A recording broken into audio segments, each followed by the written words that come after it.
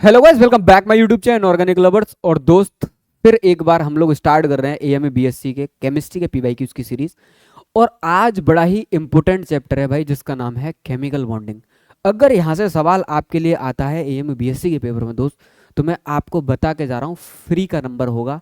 महज 2 से 3 जोन से ही 2013 से लेकर 2024 में एएमए बीएससी क्वेश्चंस पूछ रहा है। अगर मैं आपको बताऊं तो केवल एक ही वैरायटी की प्रॉब्लम मैं आपको सामने दिखा दूंगा दोस्त। 2013 से लेकर 2024 तक एक ही वैरायटी की प्रॉब्लम बार बार आ रही है। अगर आप लोग पूरा पैटर्न को एनालाइज करो तो आपको लगेगा भैया तो एक ही टाइप का सवाल पूछ रहे। यही फायदा है दोस्त इस सीरीज का, ताकि आप बारीकी से दोस्त क्या कर पाओ, एनालाइज कर पाओ कि भाई कौन से वो टॉपिक हैं जो मुझको पढ़ने हैं और कौन से वो टॉपिक हैं जो मुझको स्किप करने हैं। ये वीडियो इतनी हेल्पफुल होंगी कि कोई बच्चा 12 घंटे चैप्टर्स को दे रहा है, वो महज 30 मिनट चैप्टर को देगा और उसको आइडिया हो जाएगा भाई कि ये टॉपिक है जहां से सवाल आ रहा है। बाकी तो मैं अननेसेसरी कंटेंट, एक्सेसिव कंटेंट पढ़े ही पढ़े जा रहा हूं। ठीक, तो ये वीडियो दोस्त क्या करने वाली है, आपको बहुत ज्यादा क्या करने वाली है, हेल्प कर पानी है। मैं टोटल पूरी इनऑर्गेनिक, पूरी ऑर्गेनिक और फिजिकल ऑलमोस्ट पूरा कवर करूंगा। एमबीबीएससी के पेपर से पहले पूरा मैथ कवर करूंगा, आप लोगों का टेंशन मत लेना। बायो कवर कराऊंगा, इंग्लिश कवर कराऊंगा, इसी चैनल पर कराऊंगा सारी चीजें। आप लोग वीडियो को एंजॉय करना, कंटेंट एंजॉय करना। हो सकता है आप ये कंटेंट मेरा ऐप के अंदर देख रहे हो, पेड बैच के अंदर, या हो सकता है आप मेरा कुछ पार्ट यूट्यूब पर फ्री ऑफ कॉस्ट भी देख रहे हो। और ये पीवाईक्यूज की पूरी पीडीएफ विद वीडियो सॉल्यूशंस का मैंने कोर्स बना रखा है पे 499 रुपये का। वहां पे आपको पूरा कंटेंट मिलेगा दोस्त। वहां पे प्रॉमिस है कि वहां पे हम आपका कुछ भी छूटने नहीं देंगे। और वो लोग जिनको एएमए बीएससी के कंटेंट का भी आइडिया नहीं है कि भैया हमको कंटेंट भी पढ़ा दो, तो उनके लिए मैंने एक अच्छा खासा बैच निकाल रखा है दोस्त, जिसका नाम है विजेता बैच। 1500 रुपये का बैच है, कंप्लीट एएमए बीएससी की प्रिपरेशन 1500 रुपये में। इसके अंदर एएमए बीएससी की ई बुक भी मैंने पूरा दे दी, जिसमें 2013 से लेकर 2024 तक के चैप्टर वाइज फॉर्मेट में पीडीएफ हैं और वीडियो सॉल्यूशंस हैं दोस्त, जो बहुत हेल्प करने वाले हैं भाई आपको ये एनालाइज करने में, क्या पढ़ना है क्या छोड़ना है। ऐसा ही नहीं कि आप पेड पेड ही देखोगे मेरे पास में। आप लोगों के लिए मैंने एएमए बीएससी के लिए बहुत सारी वीडियो बना रखी है। मैंने बता रखा है अगर आप जूलॉजी से, बॉटनी से, फिजिक्स से या बीसीए कंप्यूटर एप्लीकेशन से करना चाह रहे हो, आपको कितना मिनिमम मार्क्स चाहिए, आपकी कैटेगरी के हिसाब तक से मैंने बता दिया। जनरल से हो तो क्या चाहिए, ओबीसी से हो तो क्या चाहिए, एससी से तो एससी है, पूरी कट ऑफ की डिटेल वीडियो। मैथमेटिक्स का चैप्टर वाइज एनालिसिस, फिजिक्स का पूरा प्रॉपर चैप्टर वाइज एनालिसिस, 60 दिन में आपको पढ़ना कैसे ये स्ट्रेटजी, केमिस्ट्री का चैप्टर वाइज एनालिसिस। ये 4-5 वीडियो जो एएमए बीएससी के लिए मेरे यूट्यूब चैनल पर बढ़ी हैं, इन वीडियोस को भाई हर बच्चा देखना जो एएमए बीएससी का एंट्रेंस देने आ रहा है बेटा। सारी वीडियोस के लिंक इसी वीडियो के डिस्क्रिप्शन बॉक्स में मैं क्या कर दूंगा, पिन कर दूंगा। आप जाके केवल कंटेंट को क्या करो, एंजॉय करो। सब वीडियो को देखना ना, एक एक वीडियो रिसर्च के साथ में बनाई जा रही है भाई, ताकि आप लोग क्या करो, कंटेंट एंजॉय करो अच्छे से। ठीक है, अब अगर मैं आपको इसका ईयरली वेटेज बताऊं केमिकल बॉन्डिंग का, आप लोग गौर से देखना।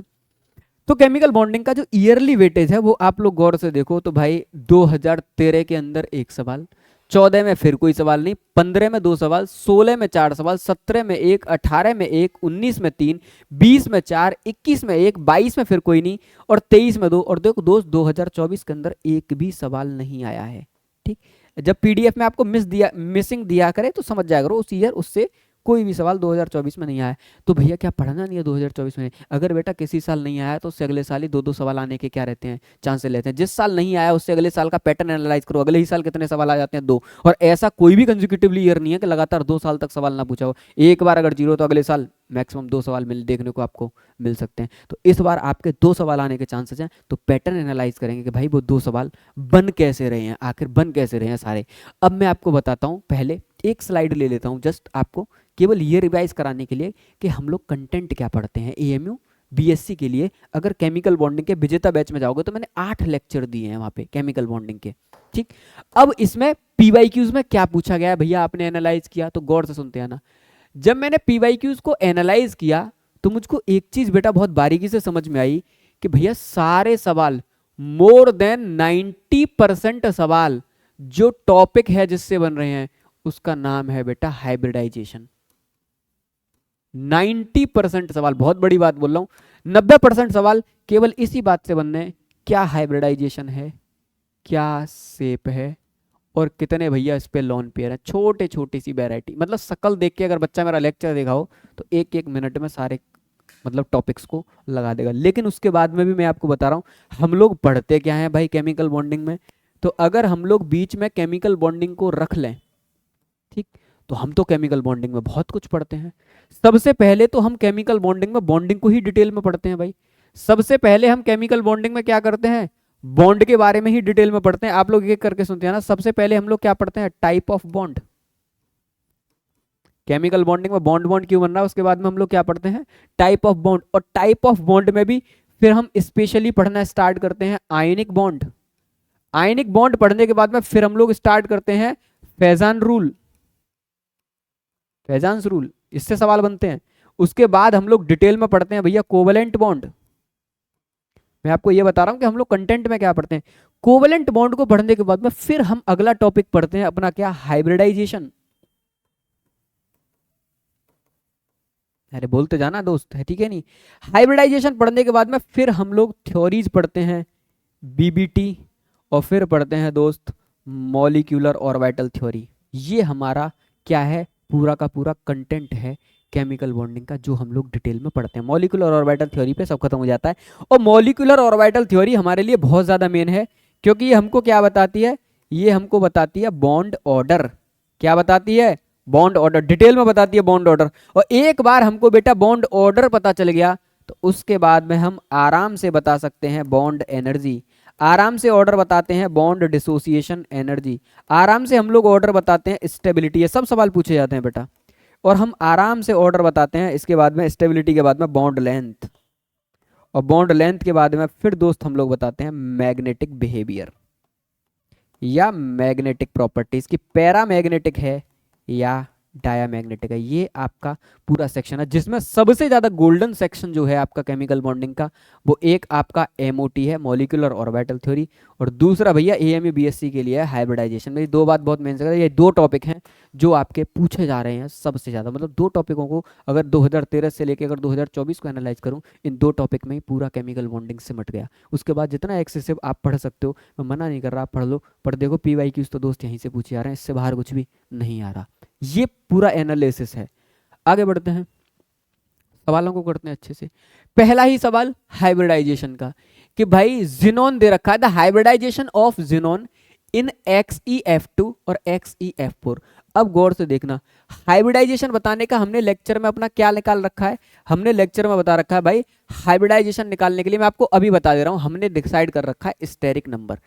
अब स्टेरिक नंबर क्या होता है, स्टेरिक नंबर क्या होता है, नंबर ऑफ सिग्मा बॉन्ड, गौर से सुनना, plus number of lone pair, lone pair.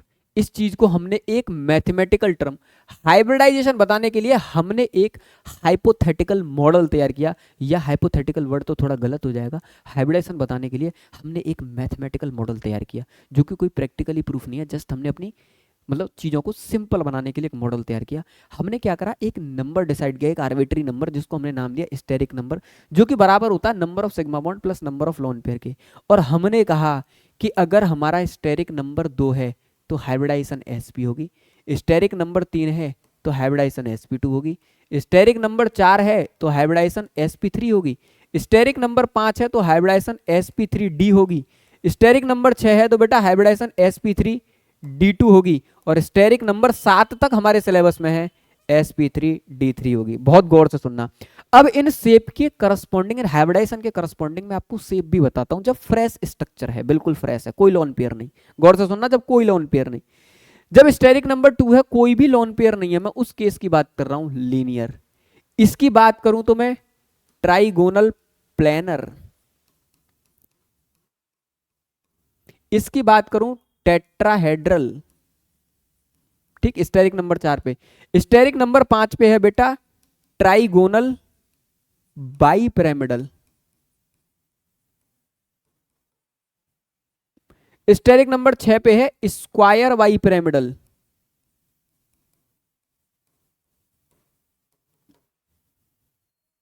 और बेटा स्टेरिक नंबर 7 पर है आपकी,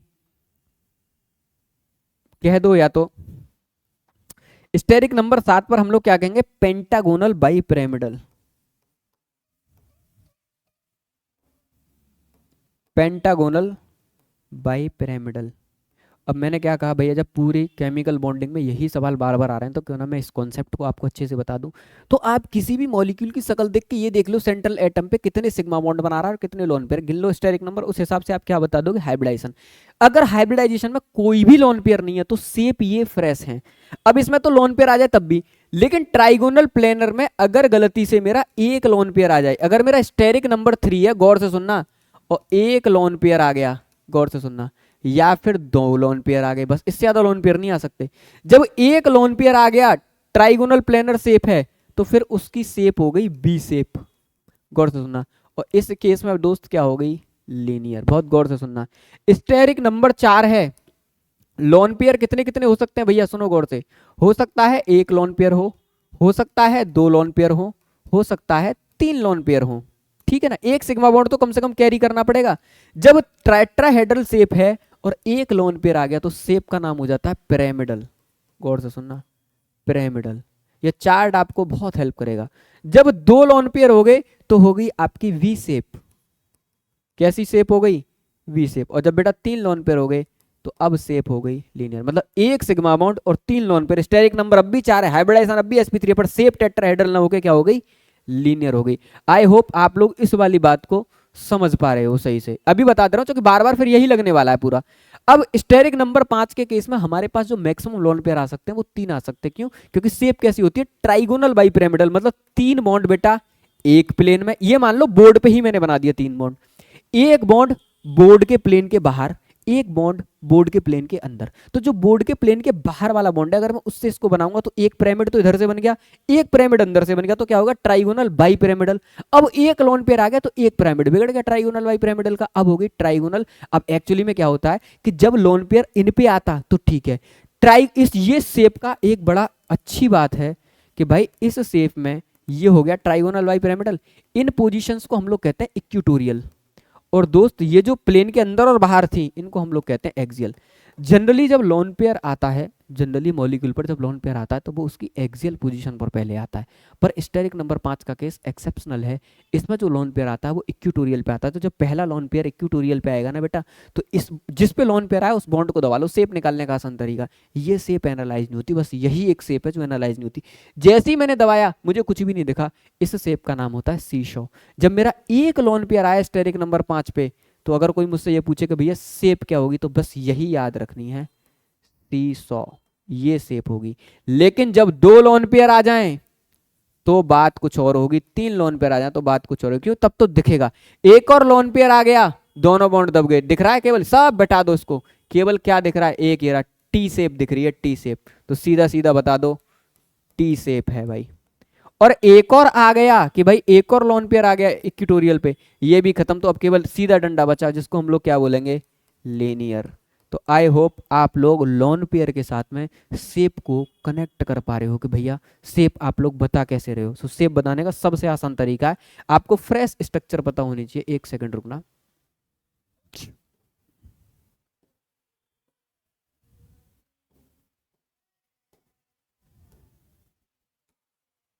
क्या हुआ इसको,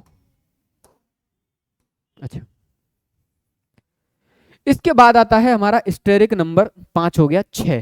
6 के केस में केवल दो ही लोन पेयर आते हैं, एक लोन पेयर और बेटा दूसरा लोन पेयर। जब एक लोन पेयर आएगा तो शेप हो जाएगी स्क्वायर प्लेनर, यानी स्क्वायर पिरामिडल। सॉरी सॉरी, क्योंकि भाई स्टेरिक नंबर 6 का मतलब क्या, 4 बॉन्ड एक प्लेन में, एक प्लेन के बाहर एक प्लेन के अंदर, तो दोनों पिरामिड बना रहे होंगे। तो एक पिरामिड हट जाएगा तो स्क्वायर बाई पिरामिडल से स्क्वायर पिरामिडल रह जाएगा। तो आप यहां पे लिखोगे स्क्वायर पिरामिडल। और दूसरे लोन पेयर में दोनों ही पिरामिड खत्म, केवल 4 बॉन्ड बचे जो ऊपर और नीचे वाला चला गया, तो आप लिखोगे स्क्वायर प्लेनर। आई होप आप समझो। और इसके केस में जो भी दोनों के दोनों लोन पेयर आएंगे हर केस में आप लिखोगे डिस्ट्रॉयड, शेप लिखोगे डिस्ट्रॉयड ऑक्टाहेड्रल। चलो, ये आपका पूरा हाइब्रिडाइजेशन का टॉपिक कवर, कि भाई आपको अगर कहे कि हाइब्रिडाइजेशन क्या होगी तो बता दो, आपको शेप बोले इतने लेक्चर के साथ में, अगर आपने केयरफुली नोट्स बना रखे हैं तो भी आपको पता चल जाएगा कि भाई करना क्या है इसके अंदर। ठीक, क्या आप लोगों को मेरी बात समझ में आ रही है? अब ये यहाँ पे क्या हमने क्वेश्चंस को रब कर दिया पूरा। तो क्वेश्चंस तो इसमें मुझे लग रहा है हट गया दिखे, वो हमने इसके साथ में कुछ छेड़छाड़ कर दी, उससे हट गया क्या ये? तो फिर तो बैक करना पड़ेगा, थोड़ा सा बैक करके देखना पड़ेगा, कितना बैक करना पड़ेगा। हम्म हम्म हम्म हम्म, हम्म। देखते हैं थोड़ा सा बैक करके, क्वेश्चन ही हट गया पूरा।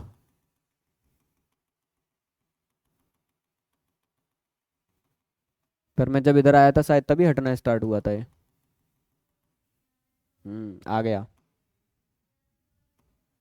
तो पहले आप लोग इसका एक स्क्रीनशॉट ले लो, ठीक है? इसका क्या कर लो, एक स्क्रीनशॉट ले लो, जल्दी से स्क्रीनशॉट मारो, बहुत अच्छा टॉपिक है दोस्त, पूरा का पूरा शेप के बारे में। अब इसका आपने स्क्रीनशॉट अगर ले लिया है तो फिर मैं बैक क्वेश्चन पे चलता हूँ कि भाई ये पूरा कॉन्सेप्ट है इसका। अब हम जब क्लिक करेंगे तब हमको पहला क्वेश्चन मिलेगा, पता नहीं स्लाइड में क्या हो गया दोस्त, गलती से हो गया, ठीक। अब ये पूरा आपने, मैंने कह दिया ना आपसे पहले ही ले लेना। मैं भी क्वेश्चन सॉल्व करना स्टार्ट करता उससे पहले मैं क्या काम करता हूँ, इस स्लाइड को कॉपी मार के देखता हूँ यहाँ पे, ठीक है ना, ताकि सारी चीजें अच्छे से मेंटेन हो जाएं यार। मैंने कॉपी कर ली स्लाइड, पर अपनी स्लाइड कहाँ पे थी, अपनी स्लाइड यहीं पे थी, और यहाँ पे थी। तो हम क्या करते हैं, एक तरफ अपना कॉन्सेप्ट रख के देखते हैं क्या बन रहा है अभी भी।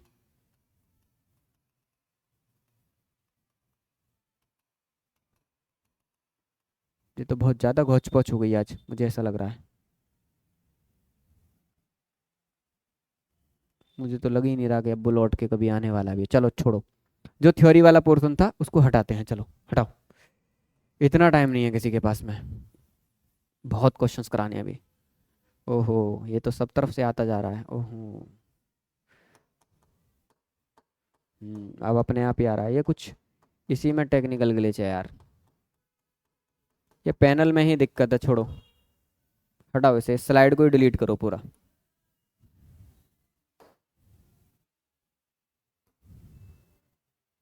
हटाओ।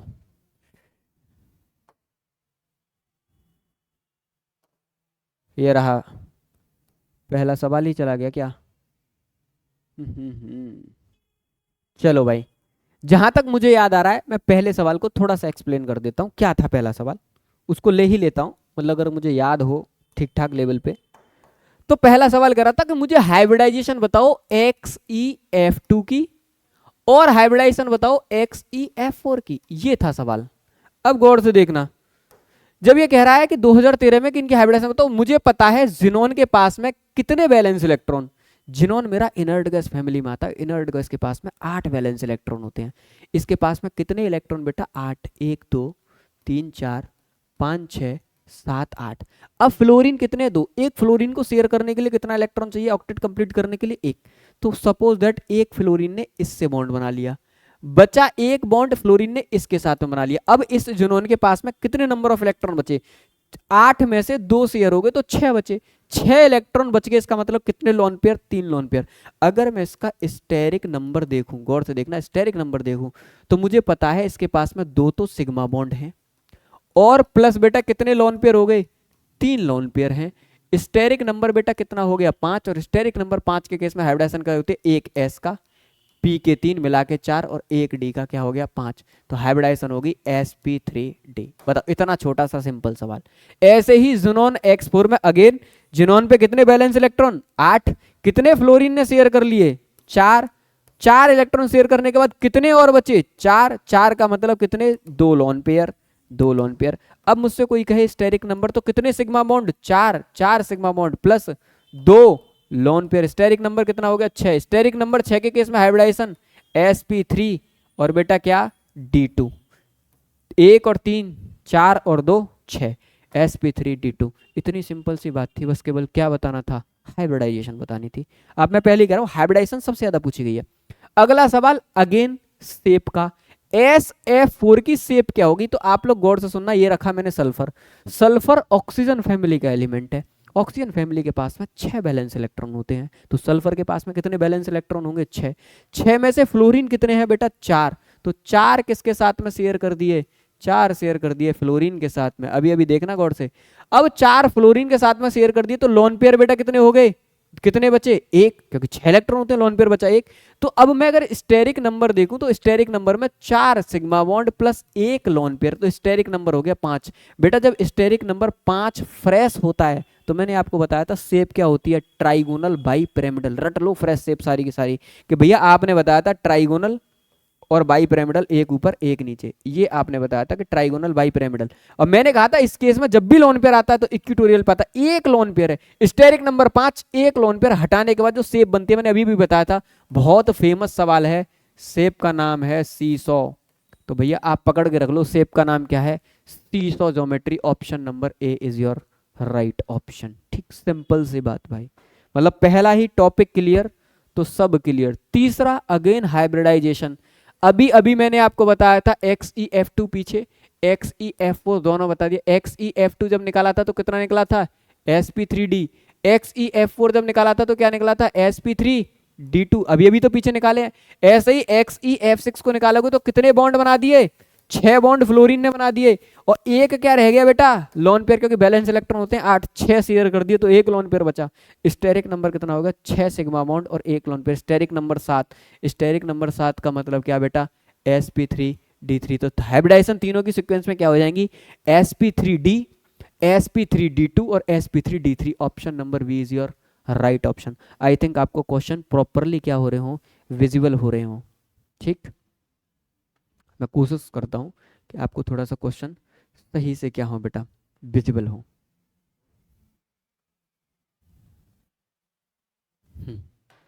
ठीक, अगला सवाल, ज्योमेट्री ऑफ NF3। अब गौर से देखना यार, ये रहा नाइट्रोजन। नाइट्रोजन 15 ग्रुप का एलिमेंट है, जितना ग्रुप है उसी उतने ही बैलेंस इलेक्ट्रॉन होते हैं, 5 बैलेंस इलेक्ट्रॉन है। कितने फ्लोरीन के साथ में शेयर कर लिए, फ्लोरीन के साथ में शेयर कर लिए 3, तो 3 बना लो बेटा फ्लोरीन के साथ में, 3 बना दिया फ्लोरीन के साथ में, और एक मेरा क्या हो गया, लोन पेयर। तो स्टेरिक नंबर कितना हो गया, 4, 3 सिग्मा बॉन्ड और एक मेरा क्या हो गया, लोन पेयर। स्टेरिक नंबर 4 अगर फ्रेश होता तो शेप होती टेट्राहेड्रल, क्योंकि मैंने क्या कहा अभी पीछे पीछे बताता, अगर एक लोन पेयर इसमें आ गया गलती से तो शेप हो जाती है पिरामिडल। शेप क्या हो जाती है, पिरामिडल। अब देखो कौन सी है, ट्राइगोनल प्लेनर, ट्राइगोनल पिरामिडल, क्या हो गई शेप, पिरामिडल हो गई बेटा। तो option number D is your right option. इतने छोटे छोटे से सवाल आते हैं भाई शेप वाले। इसके बाद 2016 में आया हुआ सवाल, गौर से देखना, सब पे ईयर लिख रही है, किस ईयर में सवाल आया हुआ है।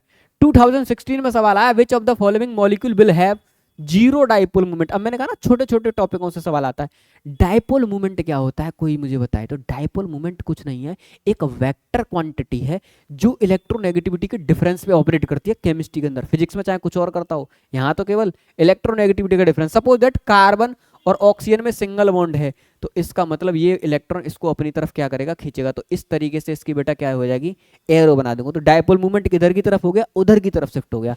अब ये डाइपोल मूवमेंट क्या हो गया, मतलब एक जस्ट वेक्टर क्वांटिटी के इधर की तरफ शिफ्ट हो गया। अब इसने कहा इनमें से कौन सा मॉलिक्यूल है जिसमें डाइपोल मूवमेंट नहीं है, इसका मतलब उसका क्रॉस हो जा रहा है। और भाई जब ऐसे छोटे छोटे मॉलिक्यूल दिखा कर है ना ऑप्शन में, direct CO2, NO2, SO2, ClO2, इनको चेक मत करना, डायरेक्ट CO2 को चेक करो, C डबल बॉन्ड O और डबल बॉन्ड O। और मुझे पता है क्योंकि ऑक्सीजन की इलेक्ट्रोनेगेटिविटी ज्यादा, तो इलेक्ट्रॉन को अपनी तरफ खींचेगा, इधर से ये भी ऑक्सीजन अपनी तरफ खींचेगा, क्योंकि दोनों सेम मॉलिक्यूल है, बराबर बराबर खींचेंगे, कट जाएगा।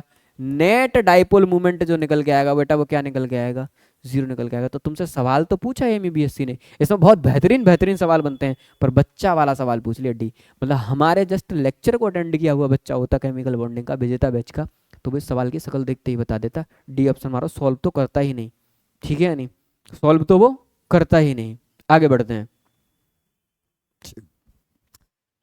ये कह रहा है which of the following molecule orbital will be stable if Na and Nb represent the number of electron in antibonding and bonding orbital. गौर से सुनना, Na जो रिप्रेजेंट कर रहा है इसके अंदर, वो रिप्रेजेंट कर रहा है number of electron in antibonding orbital, anti bonding orbital. और Nb जो रिप्रेजेंट कर रहा है वो रिप्रेजेंट कर रहा है number of electron in bonding orbital.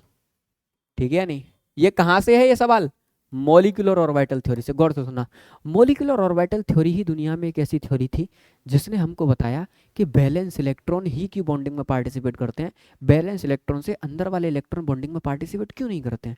आपने कहा जी नाइट्रोजन के पास में तो 7 इलेक्ट्रॉन है, 5 ही बॉन्डिंग में पार्टिसिपेट क्यों कर रहे हैं, 2 अंदर के क्यों नहीं कर रहे हैं। तो मॉलिक्यूलर ऑर्बिटल थ्योरी बताती है कि वो 2 बॉन्डिंग में पार्टिसिपेट तो कर रहे थे, उनके बॉन्ड बन रहे थे और बॉन्ड टूट रहे थे। क्यों? क्योंकि उनके एंटी बॉन्डिंग ऑर्बिटल में भी 2 इलेक्ट्रॉन थे, तो जो बॉन्ड बन रहा था वो बॉन्ड टूट रहा था। तो ये एन ए और एन बी किसको रिप्रेजेंट करते हैं, number of bonding electron, number of anti bonding. ये मैंने आपको बताया थोड़ा सा डिटेल में मॉलिक्यूलर ऑर्बिटल थ्योरी कहती क्या है। मॉलिक्यूलर ऑर्बिटल थ्योरी है जो हमको सटीक जानकारी देती है कि क्यों बैलेंस इलेक्ट्रॉन ही बॉन्डिंग में क्या कर रहे हैं, पार्टिसिपेट कर रहे हैं, क्योंकि वहां पे हम प्रॉपरली पढ़ते हैं मॉलिक्यूलर ऑर्बिटल इलेक्ट्रॉनिक कन्फिग्रेशन, पूरे ऑर्बिटल की इलेक्ट्रॉनिक कन्फिग्रेशन पढ़ते हैं। जबकि इससे पहले जो हम पढ़ते हैं वो एलिमेंट की इलेक्ट्रॉनिक कन्फिग्रेशन पढ़ते हैं, सिंपल एटम्स की इलेक्ट्रॉनिक कन्फिग्रेशन पढ़ते हैं। तो भाई इसमें इस टॉपिक को इतना डिटेल में मैंने कवर किया है लेक्चर के अंदर।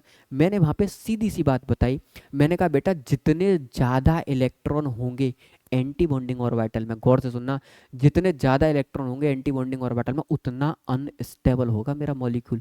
अगर मैं चाहता हूं कि मॉलिक्यूल मेरा स्टेबल हो तो उसके बॉन्डिंग ऑर्बिटल में नंबर ऑफ इलेक्ट्रॉन ज़्यादा होने चाहिए एंटी बॉन्डिंग से। अब इसने हमसे यही वाला सवाल कहा है कि if which of the following molecule orbital will be stable, stable होगा, स्टेबल होने के लिए number of bonding electron, bonding orbital में number of electron present in bonding orbital should be greater than number of electron present in antibonding orbital. इसका मतलब for stability, very very important, for stability number of electron in bonding orbital should be greater than number of electron in antibonding orbital. और दोस्त मैंने इस topic को वहां बहुत detail में कवर किया और ये सिस्टम फंसता है अच्छे लेवल के सवाल में। बीएससी में तो कुछ भी नहीं पूछा, केवल टॉपिक पूछा है। अगर मैं बीटेक की बात करूं तो बीटेक में सवाल पूछा जाता है और प्रॉपर देता है। क्यों? क्योंकि वहां पे अटका देता है, वो 2 ऐसे मॉलिक्यूल देता है जिनके बॉन्ड ऑर्डर सेम होते हैं। अब जब बॉन्ड ऑर्डर सेम है तो आप स्टेबिलिटी केवल किससे प्रिडिक्ट कर पाओगे, मॉलिक्यूलर ऑर्बिटल इलेक्ट्रॉनिक कन्फिग्रेशन से, क्योंकि वो इलेक्ट्रॉनिक कन्फिग्रेशन आपको बताएगी कि बॉन्ड ऑर्डर तो सेम है पर वो हमको इतना आइडिया दे देगी कि किसमें एंटी बॉन्डिंग इलेक्ट्रॉन कम है, जिसमें जिसमें एंटी बॉन्डिंग इलेक्ट्रॉन कम है वो ज्यादा स्टेबल है। यही चीज तो मैं आपको बता रहा हूँ कि बॉन्डिंग वाले क्या होने चाहिए, ज्यादा, एंटी बॉन्डिंग वाले क्या होने चाहिए, कम। इस हिसाब से अगर मैं स्टेबिलिटी देखूं तो बॉन्डिंग वाला ज्यादा होना चाहिए एंटी बॉन्डिंग से। तो ऑप्शन नंबर ए। ठीक, थोड़ा थोड़ा सा आपको टच दे रहा हूं हर आर्टिकल का ताकि आप लोग समझ पाओ। इसने कहा कि इनमें से कौन सा पी पाई और डी पाई है, कोई भी नहीं है पी पाई और डी पाई, क्योंकि डी पाई में तो किसी में इलेक्ट्रॉन ही नहीं है, तो डी पाई आएगा कहां से, किसी भी मॉलिक्यूल के डी में तो इलेक्ट्रॉन ही नहीं है। अब गौर से सुनना, डी में क्या नहीं है, डी में तो इलेक्ट्रॉन नहीं, तो मेरे हिसाब से तो इनमें से कोई सा भी ऑप्शन सही है। एक NO3 माइनस है, एक NO3 2 माइनस है, एक BO3 2 माइनस है, एक CO3 2 माइनस है, क्योंकि ये सब पी ब्लॉक के सेकंड पीरियड के एलिमेंट है। भाई सेकंड में तो डी होता ही नहीं है, तो मेरे हिसाब से कोई भी इनमें पी पाई और डी पाई है नहीं। या तो इनको कुछ और सवाल पूछना चाहिए था, हो सकता है इस सवाल के ऑप्शंस उन्होंने सही से नहीं दिए हैं, तो इस पे स्टार लग गया होगा इस सवाल पे। सब में कौन कौन से बॉन्ड बनेंगे, क्योंकि इसमें भी पी में इलेक्ट्रॉन है और इसके भी पी में ही तो इलेक्ट्रॉन है, कार्बन नाइट्रोजन ऑक्सीजन सब ये पी ब्लॉक एलिमेंट है, वो भी सेकंड पीरियड के एलिमेंट, और सेकंड पीरियड के एलिमेंट में 3 होता ही नहीं है, तीसरे पीरियड से ही तो डी स्टार्ट होता है। इसका मतलब इस सवाल पे क्या लगा दिया होगा, स्टार। इन सब के अंदर अवेलेबल है क्या बेटा, पी पाई बॉन्डिंग, ये तो है, ये तो ठीक है, पर पी पाई डी पाई नहीं है। आई होप आप लोग समझ पाए हो। अब ये सवाल डाटा बेस्ड था भाई, तो इसमें तो एक ऑप्शन हमारे टाइपर ने लिखा भी नहीं, और ये सवाल होता तो मैं आपसे कहता आप नेट पे सर्च करके, क्योंकि भैया पर्टिकुलर कौन से बॉन्ड एंगल की लेंथ कितनी होगी, कौन सा बॉन्ड एंगल होगा, तो भाई ये सारी चीज़ें तो हमको याद करनी पड़ेंगी। तो इसको लिख लेना, डेटा बेस्ड सवाल था, कॉन्सेप्ट बेस्ड सवाल नहीं था भैया, डाटा बेस्ड सवाल था, डाटा बेस्ड क्वेश्चन के। भैया ये तो डेटा ही याद होता, किसी ने एनसीईआरटी का डेटा याद कर रखा है भाई, उन्होंने इसमें ऑप्शन नंबर ए सही कर रखा है, पर मैं कहूंगा क्योंकि ये डेटा बेस्ड सवाल है तो पता होना चाहिए भैया, बॉन्ड एंगल 134 डिग्री है, बॉन्ड लेंथ 120 पिकोमीटर है, तो ये सब तो डेटा बेस, अगर याद होगा डेटा तो ठीक है, ऑप्शन ए सही है इसका। ठीक है, कॉन्सेप्ट नहीं है इसके अंदर। अब इन्होंने कहा which of the following has trigonal bipyramidal structure, एक भी ऑप्शन सही नहीं है, इस ऑप्शन पे भी क्या लग गया होगा, स्टार। इनमें से किसी भी ऑप्शन की ट्राइगोनल बाईपिरामिडल है ही नहीं। ट्राइगोनल बाईपिरामिडल एक फ्रेश शेप है जिसमें हमको स्टेरिक नंबर 5 चाहिए, फ्रेश 0 लोन पेयर के साथ में। पहले केस में बोरॉन के 3 बॉन्ड बना दिए, बोरॉन पे तो कोई लोन पेयर ही नहीं है, और 3 बॉन्ड के साथ तो ट्राइगोनल प्लेनर हुआ, तो ट्राइगोनल बाईपिरामिडल तो यहां कैंसिल हो गया। और ब्रोमीन के पास में 7 बैलेंस इलेक्ट्रॉन है, 5 फ्लोरीन ने शेयर कर दिया, 1 लोन पेयर जहां भी आ गया फ्रेश स्ट्रक्चर तो रही ही नहीं। और ट्राइगोनल बाइपिरामिडल मेरी एक फ्रेश स्ट्रक्चर है स्टेरिक नंबर 5 की, तो ये ऑप्शन भी कट गया। PCl3 में फॉस्फोरस के पास में 5 बैलेंस इलेक्ट्रॉन होते हैं, 3 इसने क्लोरीन के साथ में शेयर कर दिए, इसके पास में भी 1 लोन पेयर है। लोन पेयर आ गया तो फ्रेश स्ट्रक्चर तो वैसे नहीं है, वैसे भी 5 चाहिए, और ये तो CH4 तो टेट्राहेड्रल 4 है, ये भी नहीं है। कोई सा भी ऑप्शन इनमें से सही नहीं है, तो इस पे भी क्या ऑप्शन पे क्या लग गया होगा, स्टार। सारे क्वेश्चंस अलग अलग हैं, इनमें से कोई भी ट्राइगोनल बाइपिरामिडल फेस स्ट्रक्चर है ही नहीं। उसके लिए स्टेरिक नंबर 5 होना चाहिए था, पांचों के पांचों सिग्मा बॉन्ड होना चाहिए था, 0 लोन पेयर होना चाहिए था। कोई भी मॉलिक्यूल सेटिस्फाई ही नहीं कर रहा इस चीज को। ये मैं आपको ये बता रहा हूँ, जो पेपर बनाते हैं ना एग्जामिनर, देख रहे हो क्वेश्चंस बना रहे हैं, बच्चा दिमाग लगा रहा है एग्जाम में बैठ के, ऑप्शन ही गलत डाल दे रहे हैं, बताओ बार बार।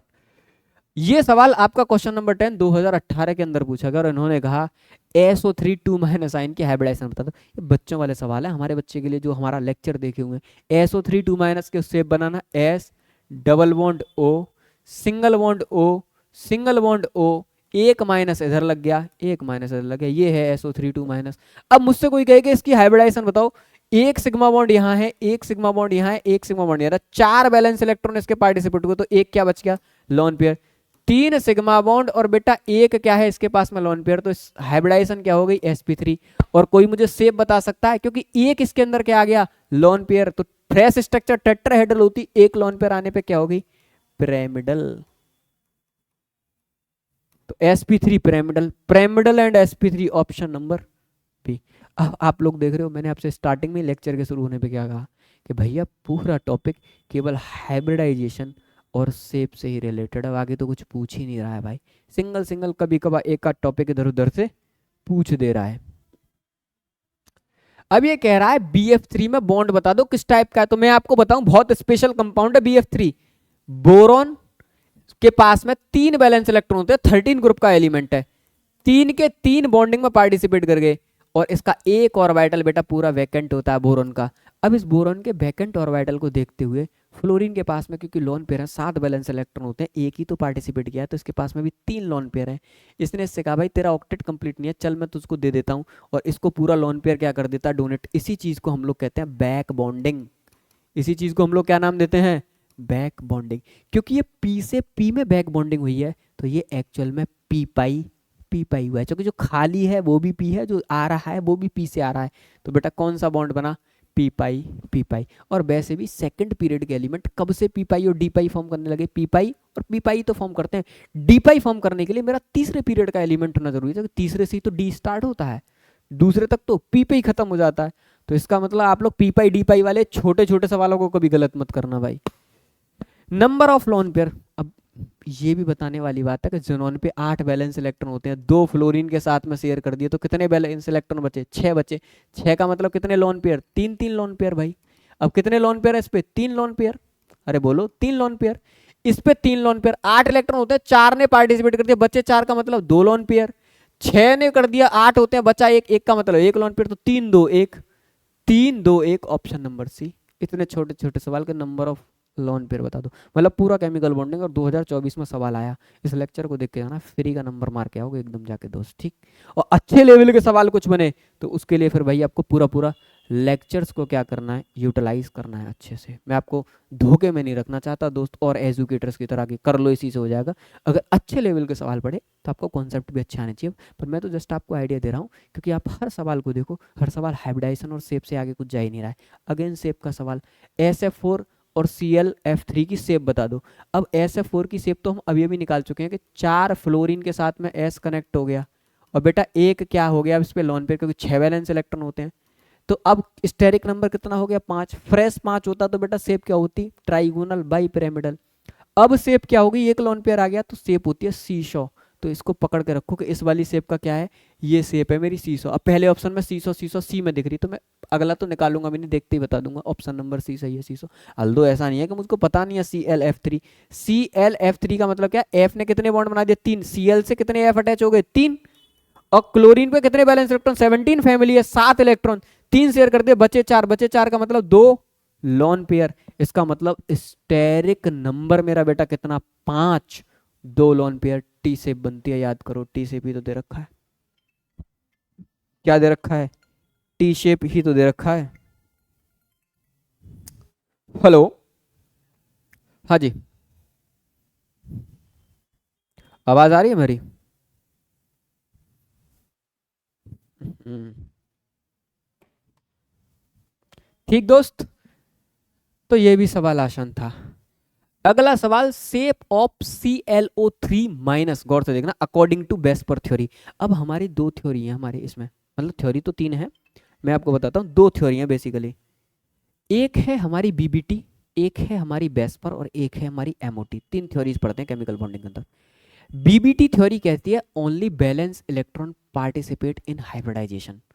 बेस्पर थ्योरी कहती है lone pair also participate in hybridisation. बहुत गौर से सुनना, बीबीटी कहती है लोन पेयर हाइब्रिडाइजेशन में पार्टिसिपेट नहीं करता है, लेकिन वेस्पर थ्योरी कहती है लोन पेयर भी हाइब्रिडाइजेशन में पार्टिसिपेट करता है, और लोन पेयर के आने की वजह से हमारी शेप, बॉन्ड एंगल, सब कुछ क्या हो जाते हैं, बदल जाते हैं। एक लोन पेयर आने की वजह से बॉन्ड एंगल में 2.5 डिग्री का क्या होता है, डिक्रीमेंट होता है भैया, कम हो जाता है। ठीक, तो बेस्पर थ्योरी के अकॉर्डिंग हमसे कह रहा है कि इसकी शेप क्या होगी, तो लोन पेयर है, तो लोन पेयर वाली शेप वेस्पर थ्योरी के अकॉर्डिंग ही क्या करी जाती है, बताई जाती है, ClO3 माइनस, ClO3 माइनस, गौर से देखना, C double bond O, double bond O, single bond O, और O पे बेटा क्या लगा हुआ है, माइनस। सिंगल बॉन्ड O और O पे क्या लगा हुआ है, माइनस। क्या मेरी बात समझ में आ रही है आप लोगों को? अब ये क्या है इसकी शेप। अब हमसे कहा क्लोरीन की शेप बताओ। अब मुझे पता है क्लोरीन के पास में 7 वैलेंस इलेक्ट्रॉन होते हैं, 2 2 4 और 1 5, 5 शेयर कर दिया, बचे 2 का मतलब क्या, एक लोन पेयर, एक सिग्मा, एक सिग्मा, एक सिग्मा और एक लोन पेयर। स्टेरिक नंबर हो गया 4, जिसमें 3 सिग्मा बेटा और एक लोन पेयर है। 3 सिग्मा बॉन्ड और एक लोन पेयर जब होता है तो शेप क्या होती है, फ्रेश होता तो टेट्राहेड्रल, क्योंकि एक लोन पेयर आ गया तो क्या होगी, पिरामिडल। तो आप आराम से लगा देना क्या, पिरामिडल, एक लाइन में। आगे बढ़ते हैं, 2020 का सवाल। हमसे कहा था मोस्ट स्टेबल कंपाउंड, जब भी आपको आयनिक कंपाउंड देके ये कहे कि इनमें स्टेबिलिटी बताओ, जितना ज्यादा इलेक्ट्रोनेगेटिविटी का डिफरेंस होगा कैटाइन और पॉजिटिव एनाइन के बीच में, उतना ज्यादा मेरा कंपाउंड क्या होगा, स्टेबल होगा। गौर से रखना, उतना ज्यादा स्टेबल होगा। सब आयनिक कंपाउंड है, लेकिन इन सब में सबसे ज्यादा इलेक्ट्रोनेगेटिविटी, सबसे ज्यादा इलेक्ट्रो पॉजिटिव कौन, लिथियम प्लस। पॉजिटिव इसका सबसे बेहतरीन, नेगेटिव किसका बेहतरीन, F माइनस का सबसे ज्यादा बेहतरीन। अब आप लोग गौर से एनालाइज करो, आई से ज्यादा तो एफ का बेहतरीन, सबसे ज्यादा इलेक्ट्रो पॉजिटिव, सबसे ज्यादा इलेक्ट्रोनेगेटिव के बीच में ये जो बॉन्ड बनेगा हाईली स्टेबल बॉन्ड बनेगा। इसके लिए ऑप्शन नंबर सी, एक लाइन में मार देना। कैटाइन पे चार्ज, मतलब कैटाइन का साइज जितना छोटा होगा उतना ज्यादा पॉजिटिव इफेक्टिव होगा, और एनाइन में तो फ्लोरीन से ज्यादा नेगेटिव कोई होता ही नहीं है, या फ्लोरीन से ज्यादा कोई नेगेटिव होता ही नहीं है भाई। तो सबसे ज्यादा इलेक्ट्रो पॉजिटिव और सबसे ज्यादा इलेक्ट्रोनेगेटिव के बीच जो बॉन्ड बनेगा वो हाईली इफेक्टिव बॉन्ड बनेगा, अच्छा आयनिक बॉन्ड बनेगा, और वो कंपाउंड मेरा सबसे ज्यादा स्टेबल होगा। इस ट्रिक से आप क्या करोगे, इस क्वेश्चंस को क्लिक करोगे। अगला है, मैंने वही कहा था कि मॉलिक्यूलर ऑर्बिटल थ्योरी के अकॉर्डिंग आप क्या करना है, आपको बॉन्ड ऑर्डर बताना है। पर मॉलिक्यूलर ऑर्बिटल थ्योरी आप तब लगाना जब आपको ट्रिक ना पता हो। मैंने एक ट्रिक बना रखी है, अगर किसी मॉलिक्यूल के पास में टोटल नंबर ऑफ इलेक्ट्रॉन अगर 8 से 20 के बीच में लाई कर रहे हैं, तो आप उसका बॉन्ड ऑर्डर एक लाइन में बता दोगे। अगर किसी मॉलिक्यूल के total number of electron with charge देखना, ठीक है, total number of electron with charge, with charge अगर 8 हैं तो बॉन्ड ऑर्डर की ट्रिक कहती है कि बॉन्ड ऑर्डर 0। अगर 9 है 0.5 बढ़ाते जाओ तो 0.5, 10 है तो बॉन्ड ऑर्डर बेटा 1.5 बढ़ाते आओ, 11 है तो 1.5, गौर से सुनना, 12 है, कंफ्यूज मत हो जाना, 8 पे 0, हर बार 0.5 बढ़ाते जाओ, 2, 13 है 2.5, 14 है 3।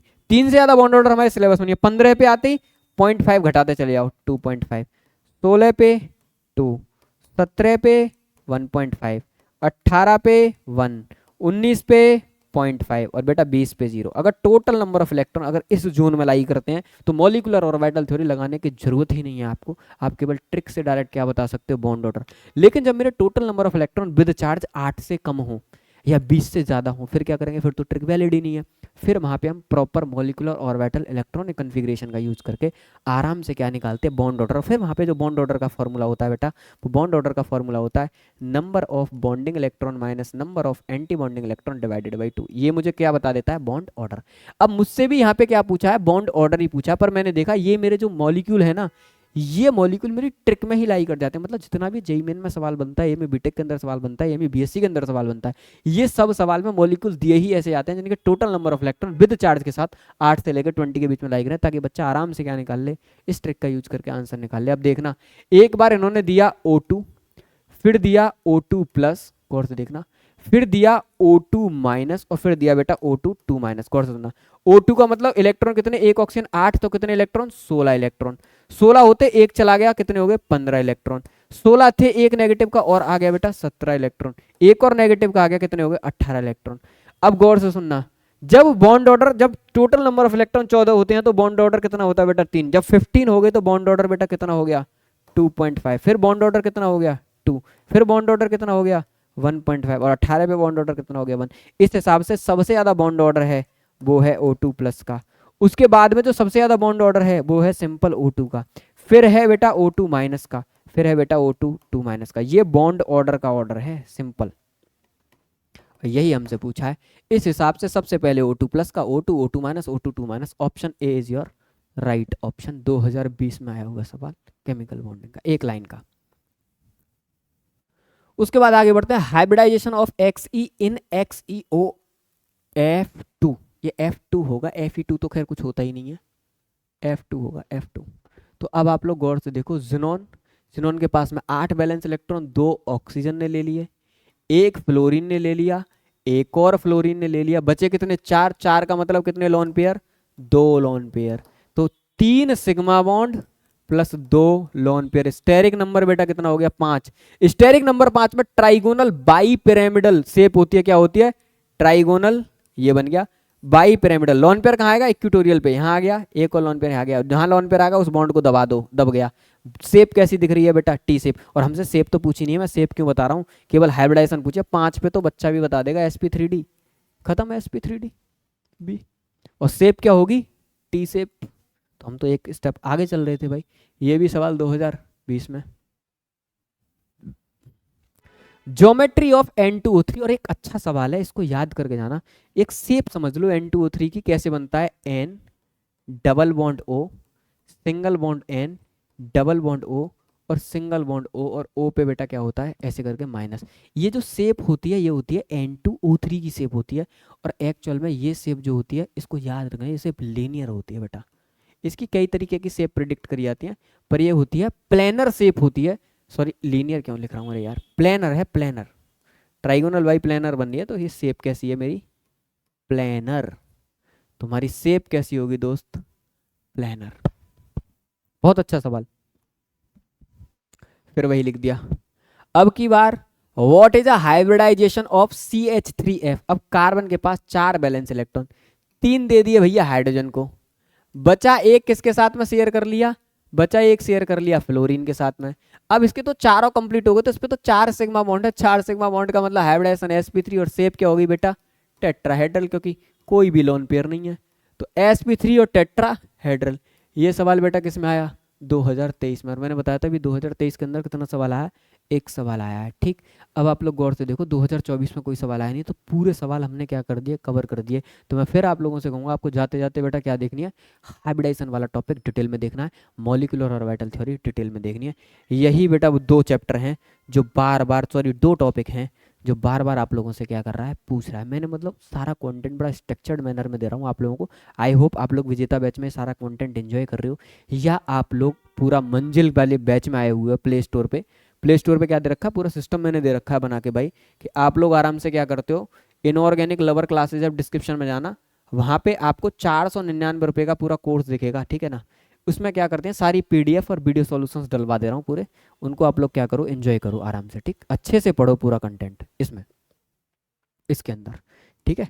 और अगर आपको हार्ड कॉपी चाहिए AME BSc के PYQs के अपने घर पे, तो ऐप पर प्री बुकिंग है, 650 रुपये की बुक है, वो भी आप प्री बुकिंग कर सकते हो, आपके घर पर मैं क्या करा दूंगा डिलीवर करा दूंगा। तो आई होप आपको सारी चीज़ें प्रॉपर सही से समझ में आ रही हो। तो मिलते हैं दोस्त अगली वीडियो में अगले चैप्टर के साथ, तब तक के लिए जय हिंद जय भारत।